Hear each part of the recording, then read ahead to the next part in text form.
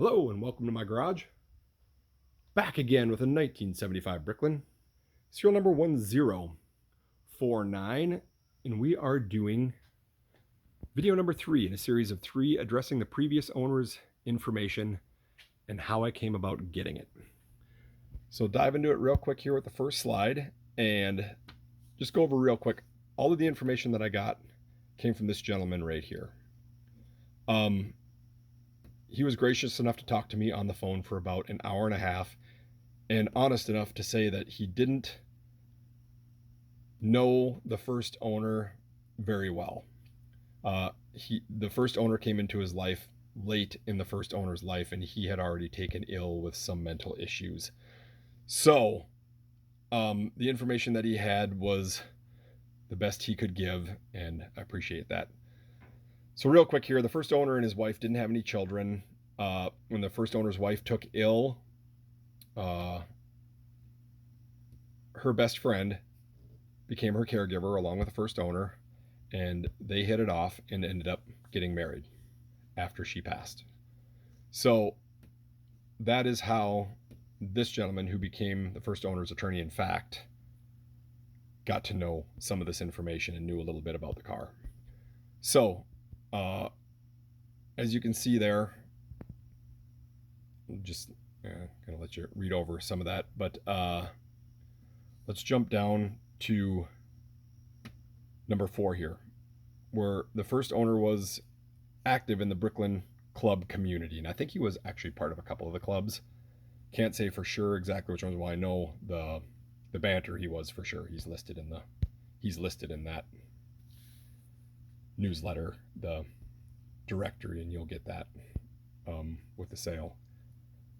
But Jim in NC confirmed that as well. So thank you, Jim. I appreciate that. The son-in-law did say that the first owner had mentioned a couple of times that he did buy the car new at Metro Mazda. But again, we don't have any solid documentation tying the first owner to being the original owner purchasing it new from Metro Mazda, but all indicators are that he did. Son-in-law also confirmed that the car lived in indoor climate-controlled storage its whole existence, and it was actually a point of frustration for him because the first owner was spending a lot in rent, I guess, for all the places he kept it throughout the years.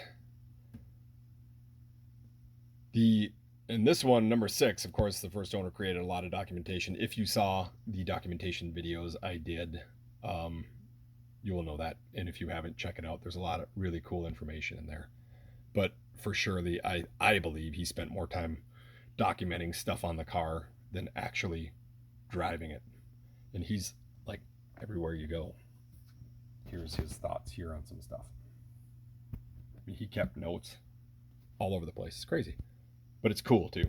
It's a lot of fun. I'm sure I haven't even found all of them. Just too much. And the last story I'll share about him, which I think is pretty cool, is when I was able to track, before I spoke to the son-in-law, I was able to track his last place of residence to an apartment complex that was only 2 blocks from my home, which I think was pretty cool. And the other thing I will say about the serial number 1049 here is it has never left the metro area of Minneapolis, St. Paul, for its entire existence, which is pretty amazing. It was in the next city south of me from until 2016, and then it went to the South Metro for 5 years, and we'll get into that in a second. And now it's right back to where it was, which I think is pretty stinking cool.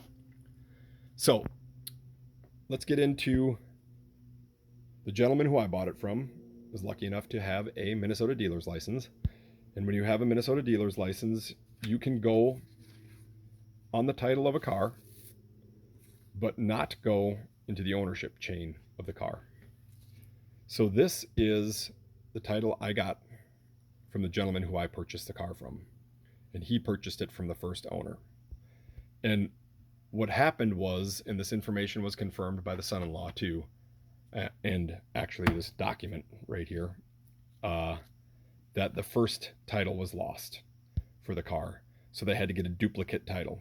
And this is the duplicate title, and it is in the first owner's name, WEA, there.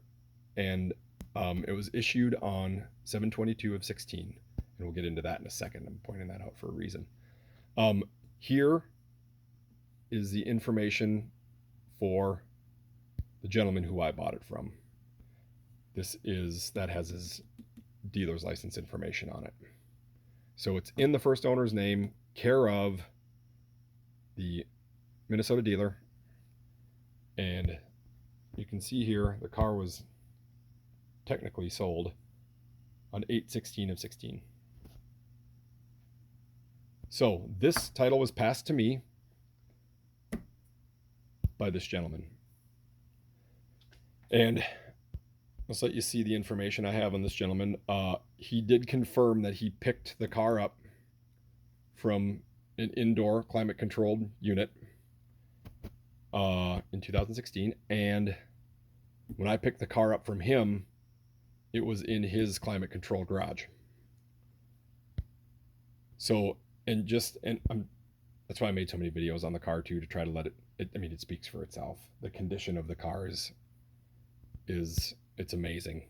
And just trying to relay that without being an over-the-top salesman, because it does really speak for itself. But the two things he did to it was he had the fuel tank cleaned, and he had the fuel tank cleaned. See, I've got my slide wrong. He had the radiator redone or cleaned out. So this should say had radiator cleaned out, and it's too late and I'm too tired to fix it. So what you see is what you get. Amendment to number 4, not fuel tank, or radiator. Great. Okay. And that addresses in here mainly the 5-year gap that you see when it says the first owner had it from 1976 to 2016 in the description, because he did right there. And this gentleman with the dealer license got it in 2016 and then sold it to me in 2021. So that's why when you come over here to me, I am technically the second owner of the car. So in an ownership chain, or if this car were on Carfax, it would show as a 2-owner vehicle. But I just wanted to try to be as transparent as possible here as to what happened, and also document for the next owner the actual ownership chain and information, the best information I can pass on. So, and I forgot to pull these out when we were talking about the gentleman that I bought it from. These are the invoices for the work he had done.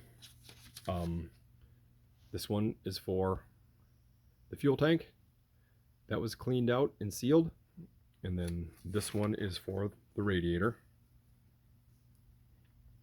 there. And when I pointed out the dates before, you can see here that this was done on 7/25 of 2016, which was long before the actual sale date. So what happened was he just took possession of the car, and then when the duplicate title showed up, they did the deal, which was this here. So, and that all fits with the issue date as well. Now, the last thing to address here, when he bought the car, he said the odometer was at 5,900 miles. And that was in 2016. And then when I purchased the car, the miles were at 6,111. And now let's just run over and see what they're at. So from 6,111 miles, since this is the Thursday night before the auction closes, let me just turn on the lights. Duh. Car's got 6,275 miles on it now. So I'm not real good at math. But that's how far I've driven it. since I've had it. So that is all the information I have on the previous owners and how the timeline of ownership went on this car. I am hopeful this helps. My apologies. It went so long, but it's late and I'm tired. And I really, really appreciate you watching. And yeah, on to the next owner. I hope. Fingers crossed. Let's see where she lands.